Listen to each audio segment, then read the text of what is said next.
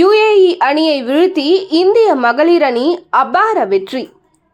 India United அரபு Emirates இடையே தம்புலாவில் நடந்த மகளிர் ஆசிய கோப்பை போட்டியில் இந்தியா அபார வெற்றி பெற்றது. டாஸ் வென்ற UAE அணி முதலில் பந்துவீச்சை தேர்வு செய்தது. ஷாபாலியும் மந்தனாவும் களமிறங்கினர். பவர் பிளேவில் ஷாபாலி அதிரடியாக ஆடினார். 3வது ஓவரில் மந்தனா எக்கோதேஜ் பந்தில் ரனிதாவிடம் கேட்ச் கொடுத்து வெளியேறினார்.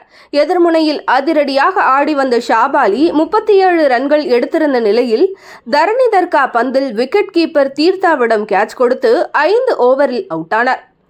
தயாளன் ஹேமலதா அடுத்த ஓவரிலேயே 2 ரன்கள் மட்டுமே எடுத்து ஹாட்சந்தினி பந்தில் கிளீன் போல்ட் ஆகி வெளியேற கேப்டன் கவுர் தனது பொறுப்பை உணர்ந்து அதிரடியாக விளையாடி 47 பந்துகளில் 66 ரன்களை சேர்த்தார்.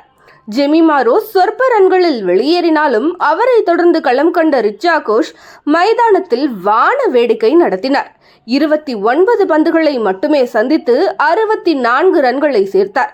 இதில் 12 பவுண்டரிகளும் ஒரு சிக்ஸரும் அடங்கும்.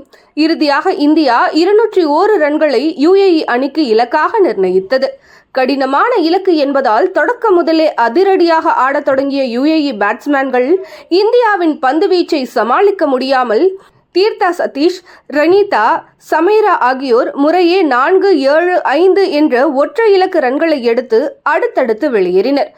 துவக்க ஆட்டக்காரர் ஈஷா மட்டும் ஓரளவு தாக்குப்பிடித்து 38 ரன்களை எடுத்து கன்வார் பந்தில் கீப்பரால் ஸ்டம்பிங் செய்யப்பட்டு அவுட்டானார். பின்கள ஆட்டக்காரர்கள் நிலைத்து விளையாடாததால் 20 ஓவர் முடிவில் UAE 7 விக்கெட்டை இழந்து 123 ரன்களை மட்டுமே எடுத்து தோல்வியுற்றது. 3வது ஆட்டக்காரராக இறங்கிய கவிஷா 32 பந்துகளில் 40 ரன்களை எடுத்து இறுதி வரை ஆட்டமிழக்காமல் இருந்தார். இதில் 3 பவுண்டரிகளும் ஒரு சிக்ஸரும் அடங்கும்.